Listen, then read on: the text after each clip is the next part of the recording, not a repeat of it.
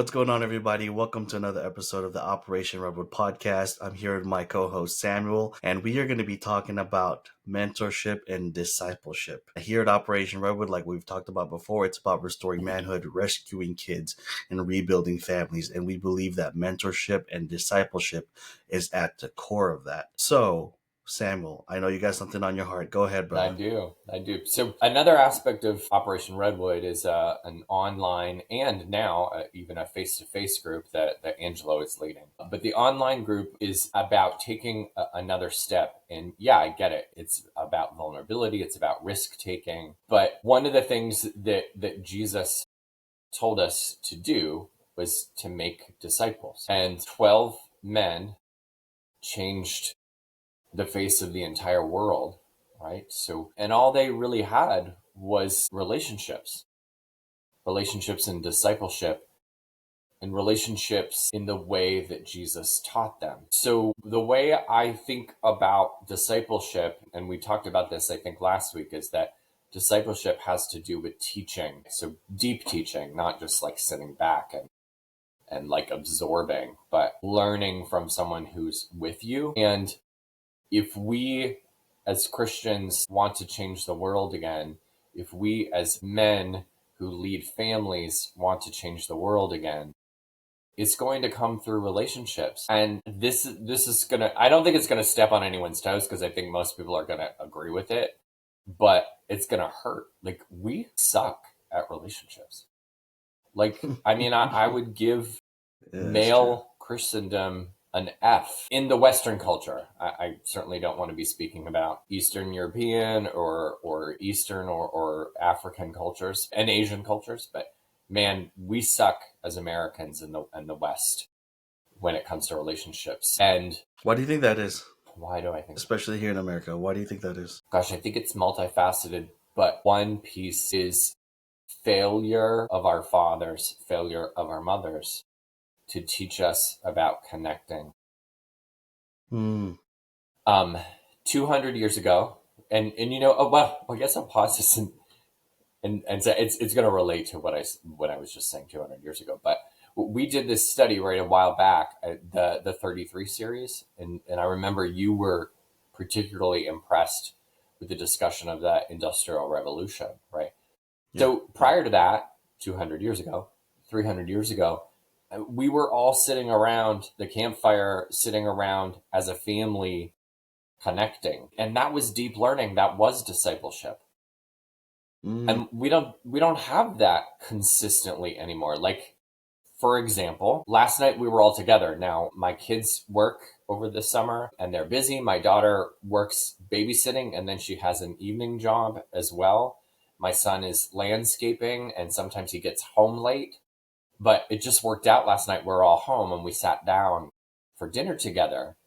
And it was just beautiful, right? I meet with my wife in the morning and we pray. And I just thanked God that we were all together.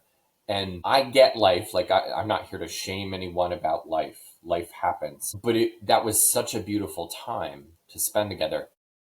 I think that's one piece. I think another piece is media and social media that pulls us into very different directions. It happens in my own home. We're all home and then everyone is sitting in a corner on their devices, right? And it's not the same. It's not the same as connecting. It really has changed, right? Like that's when we were growing up. My family was big on having dinner together. Even when we were busy and we had sports and activities and all these extracurriculars, my parents would do their best to, hey, let's continue this rhythm. So sometimes we're having dinner at 8, 9 Yeah. o'clock, and then it's like shower and sleep right after. But it was this continued time to be together, to fellowship, to just, I don't know, sometimes we're talking and we're laughing, putting the dishes away, and it's just continuing to build that bond. And it's not just a classroom style, right? Like you're saying, we're talking about discipleship and teaching. It's not just a classroom style, like, do as I say, or you know what I mean, follow these rules, but it's really like, okay, lead by example Yeah. and let Yeah. them see it. Yeah. Let them experience it. That's a whole nother style of learning that you're right. Like we've fallen far from. I think there's a, a false belief. I don't believe it's real, but there's a false belief that we carry in our society that we just don't have the time for it. We don't have the Yeah, time to connect. And yes, it does take time, but what are you doing otherwise? I mean, you're just 100%. wasting time or whatever. So, yes, it's hard. And yes, if you need to make a switch from everyone on their own devices, yes, it's going to be hard. But I tell you that your family is craving it, even though they don't know it. And even though your teen, because my kids are teens, even though your kids are teens, if they are, right? And they're going to put up a fight and they're going to say they don't like it. Um, that isn't the whole story. It's just not the whole story. That's part of being a teenager. So I just want to encourage men to step into that role of connecting and being with your family first, and then reaching out to other people. But don't assume that just because it's hard, don't assume just because your kids are balking at it that they don't like it. Yeah, that's all I can say about that. I think a key one too is, to piggyback off what you're saying, is the intentionality behind it.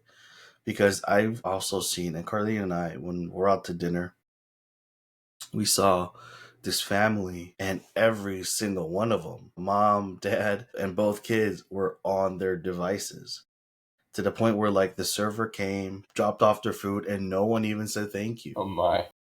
It was kind of like a weird thing, because I'm like, I'm not trying to watch them. I want to let them do their thing, but I'm like, this is really weird. Social Like, this experiment. is it really was, because like the server dropped off the food, and then they were just like on their own devices. Dad's doing something. The kids are all like so focused. You just see like the light glaring on their face, and then like food comes, and then they each just kind of reach in and they kind of do their thing, and still no. That's it.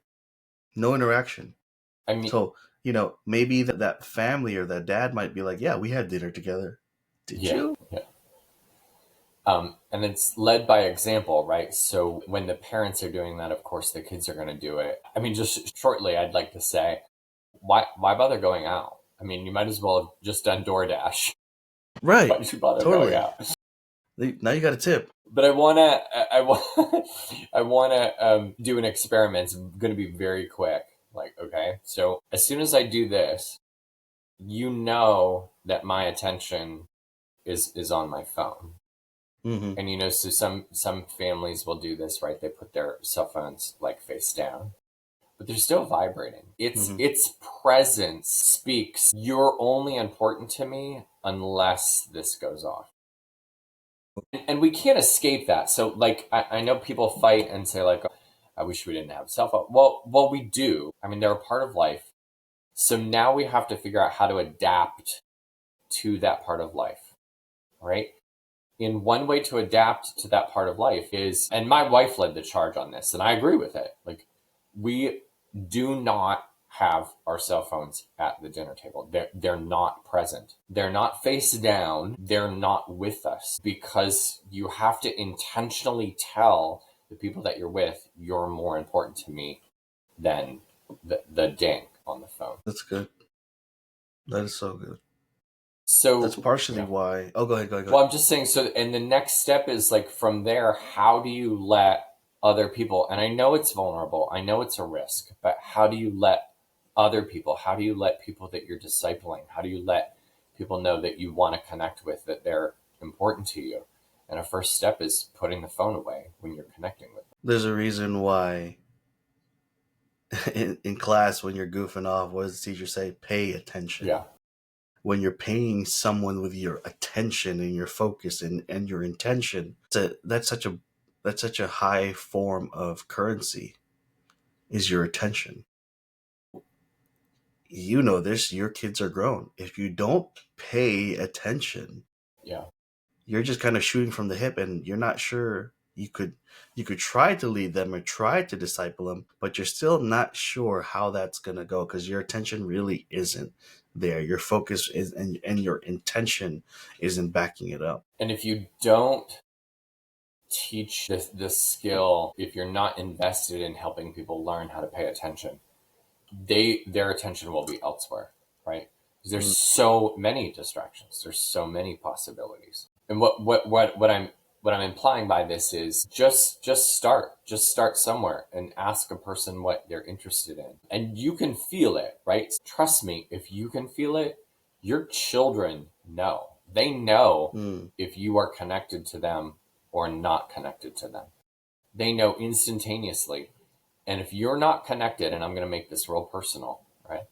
If you're a father and you have a daughter, if you are not paying attention to them, trust me, they will find someone who will. Damn. And unfortunately, these dads, because I wouldn't even call them fathers, these dads, right? That lack of fatherhood is what leads to a lot of the broken families.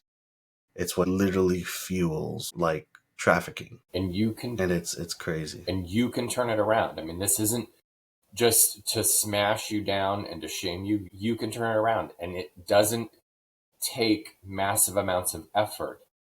It takes your interest, Dad. It takes your vulnerability and just a little bit, right? And do not stop. Do not give up if it doesn't like instantly that they're not like, oh, that's amazing, Dad. Thank you so much.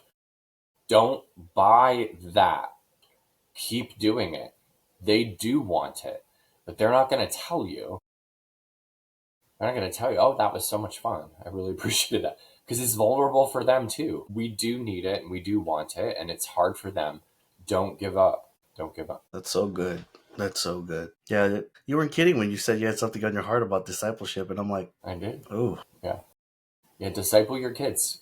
Because if you don't, trust me, somebody else will. And it's right in their pocket. that's a scary thing, man. Like, this generation that we're in right now, I come from a generation like right before the internet. So, I'm still, and it's weird because it kind of shows up in me. Like, I like all the devices. I like all the electronic stuff that makes everything like, I like my iPad and taking notes on there, and now it's all, consolidated. But the last month or so, I've gone back to paper because my mind has just been so much information, and there's so much going on. Like, I need to write it on paper because I just feel more, I don't know, grounded and rooted when it's written down, and I can flip and feel the pages versus scrolling. It just feels like I don't want to do this. I have mine right here. I have my journal Hey, right there here. we go. There we go. Let me. And people aren't going to believe this, but Samuel and I are actually the same age. That's a crazy.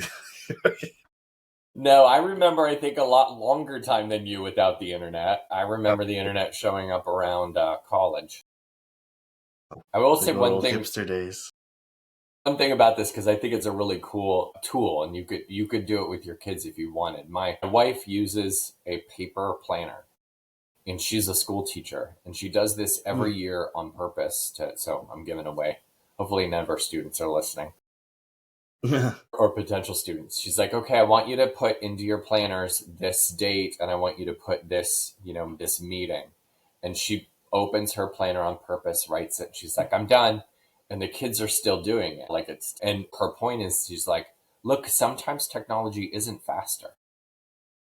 Mm. It's not always faster. You've tricked your brain into thinking it's faster. It's convenient. And yes, it can do more things, but technology isn't always faster. As we wrap, it reminds me of this. I had a conversation with my friend the other week, and I was telling him, is it efficient or is it effective? Yeah. Because all this stuff is efficient, but is it really effective? Yeah. Beautiful time. There's a difference. Beautiful time, right? So are you being efficient with those you're discipling? Are you being efficient with your family? Or do you want to be effective? That's There a wrap. you go. It's a wrap. That's a wrap. Mic drop. I appreciate you, brother. I will see you guys. We will see you guys next week. And if you guys are men and you want to be connected with other men, make sure you join our Facebook group. All the links are at the bottom. Facebook.com/group/Operation Redwood. I was wondering if I missed a slash or not, but whatever. You guys will figure it out. We'll see you guys next week. Thank you. Thanks.